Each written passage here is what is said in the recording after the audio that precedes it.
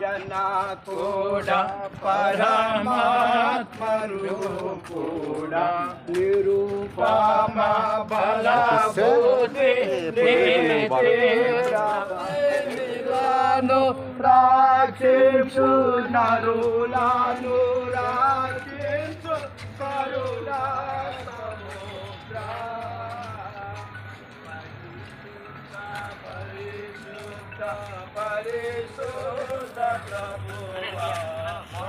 పాఠము reverend B Rajarao గారు, అలాగే రెవరెండ్ యేసరత్నం గారు పరిశుద్ధాత్మ పాఠం కూర్చుండగా ఈ వాక్యమే వారి గృహానికి వెలుగ్గా, ఈ వాక్యమే వారికి నడిపించే త్రోవగా, ఈ వాక్యమే వారికి అండగా, పోషణగా, సమృద్ధిగా, జీవజలముగా ఉండగలిగిన కృప దయచేయండి.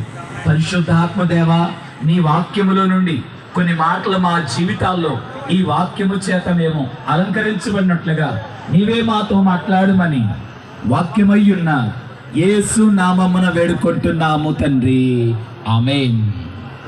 బైబిల్ గ్రంథంలో నుండి ఇందాక మనం చదువుకున్న వాక్యాన్ని మరొకసారి చదువుకుందాము. యోహాను సువార్త 2వ అధ్యాయము 5వ వచనాన్ని చదువుకుందాము. ఆయన తల్లి పరిచారకులను చూచి ఆయన మీతో చెప్పునది చేయుడనెను అంటారు.